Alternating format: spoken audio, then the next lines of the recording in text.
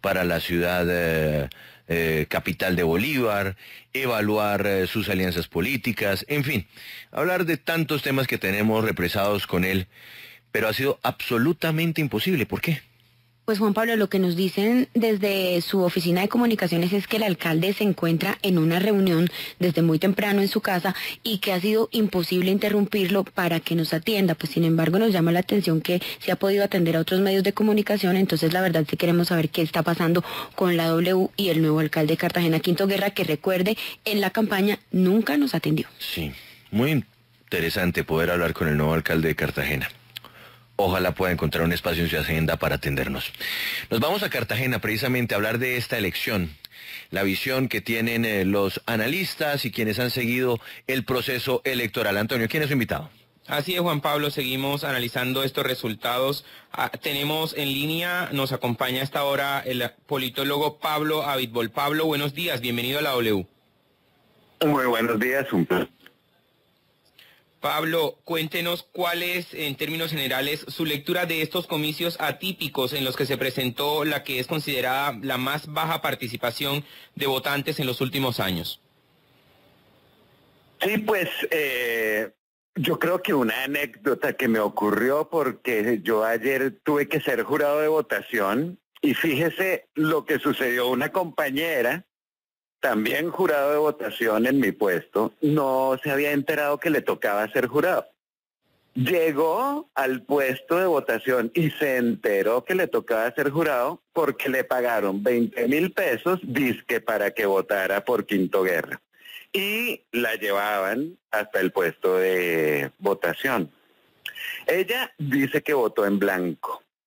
Y para colmo, dirían algunos, es una persona que estudia primer semestre de Derecho, es decir, una persona que está estudiando en la universidad, una persona joven, el tipo de persona que uno pensaría que encarna las esperanzas de esta ciudad en torno a un mejor futuro político. Entonces, que simplemente quería empezar contándoles esa anécdota que yo creo que sintetiza muchos de los aspectos de la jornada electoral de ayer.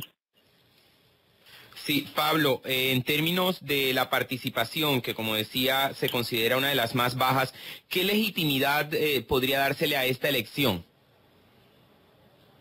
Mira, pues la legitimidad es prácticamente nula. Estamos hablando de la mayor abstención en la historia reciente de las elecciones para la alcaldía de Cartagena. Menos del 10% del potencial electoral respalda con sus votos al nuevo alcalde.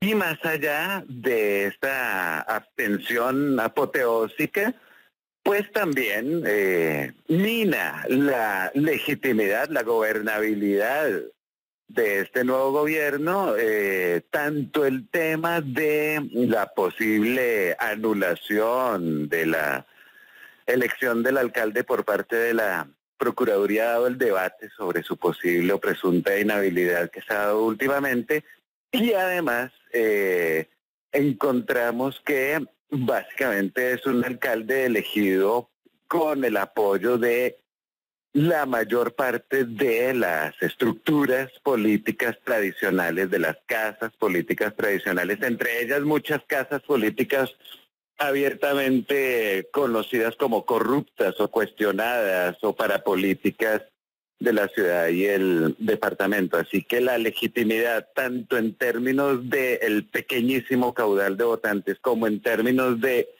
el tema legal y el tema de estructuras políticas que apoyaron al candidato, pues deja mucho que desear.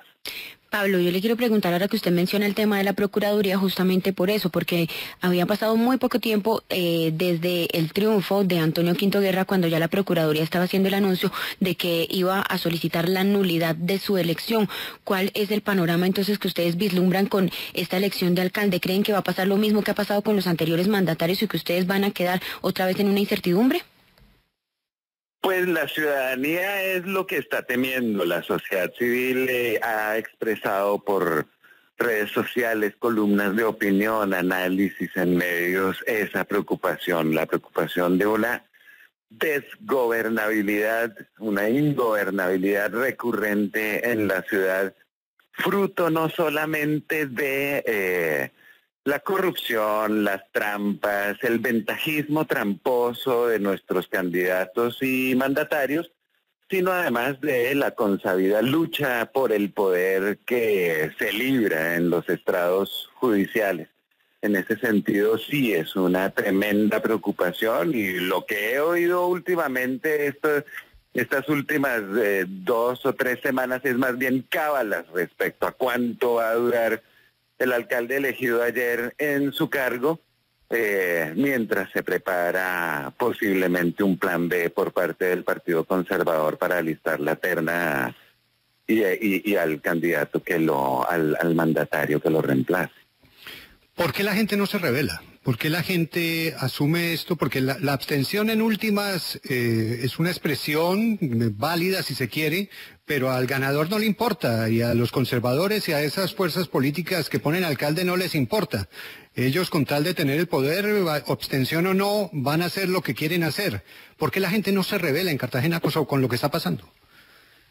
Yo pienso que la gente no se rebela porque somos presa de un círculo vicioso, algo que podríamos llamar, si acaso, la peor de las trampas de la pobreza.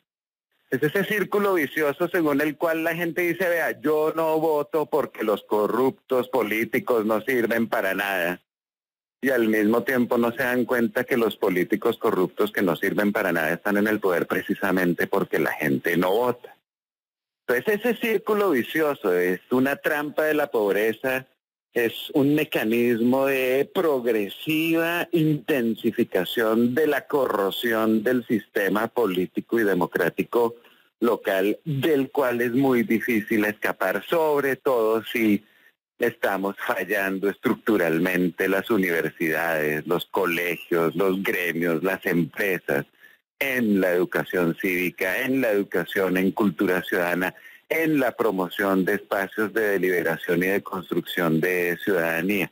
En últimas, la falta de capacidad de rebeldía, o por ponerlo en otros términos, de activación ciudadana que estamos presenciando en ciudades como Cartagena, es una falla estructural, una falla sistémica que tiene que convocar una reflexión profunda de todos los estamentos de la ciudad. Pablo, ¿usted cree que también pueden tener culpa los entes de control? Y se lo pregunto porque ayer, cuando nosotros informábamos sobre toda la compra de votos o cómo se movían los votantes que los llevaban a los diferentes puntos, para la gente que no estaba de acuerdo con esto y que nos decía que no estaba de acuerdo, también le parecía normal. Y decían, es que no sirve de nada denunciar porque igual aquí no va a pasar nada. Pero por supuesto, los entes de control, el Consejo Nacional Electoral, la misma Policía Nacional, etcétera, parte de las fallas sistémicas de la democracia local en Colombia tienen mucho que ver con fallas profundas en el diseño institucional de la democracia en Colombia, a nivel nacional, a nivel constitucional y a nivel legal. Parte fundamental de lo que se propuso con el acuerdo de paz que se firmó con las FARC fue hacer una reforma política en la que expertos de universidades reputadas y organizaciones reputadas propusieron unos cambios, unos rediseños institucionales fundamentales para hacer más independientes los organismos de control, para hacer menos politizados organismos como el Consejo Nacional Electoral. Y eso los mismos políticos lo hundieron. Ahí estamos de nuevo en una trampa, en un círculo vicioso, y es que las instituciones que fallan en el sentido de que ponen en el poder a políticos incompetentes y corruptos son diseñadas y protegidas por esos mismos políticos incompetentes y corruptos que están en el poder. Sí. Es ahí otra de las fallas de la democracia y de las trampas de la pobreza en la que estamos en Colombia. Pero vuelvo al ejemplo con que usted arrancaba, porque siempre se tiene la tendencia a decir que el fenómeno de compra de votos compromete a los sectores más populares, que ven la oportunidad de encontrar algún dinero por su voto. Pero usted hablaba de una joven universitaria de derecho que también vende el voto. En esa charla con ella le decía que ¿por qué lo hacía? Vea, incluso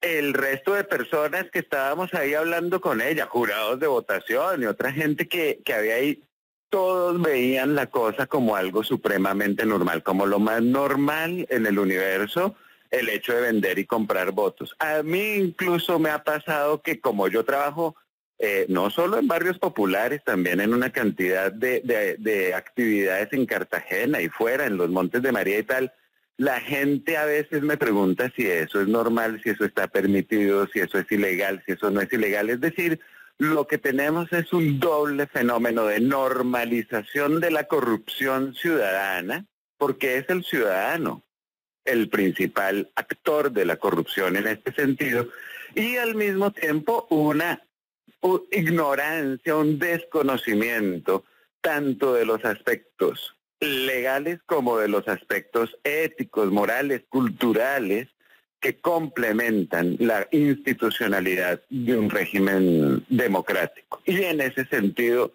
desborda el tema de que los únicos que compran y venden el voto hacen parte de sectores populares. No, eso trasciende mucho más allá y no es sino pensar en la abstención, no es sino pensar en personas que están, la clase media en nuestras ciudades, en una sociedad como Cartagena, buena parte de la clase media vive un tipo de corrupción que es cambiar el voto y conseguir votos de familiares amigos por una OPS, por un contratico en la administración pública.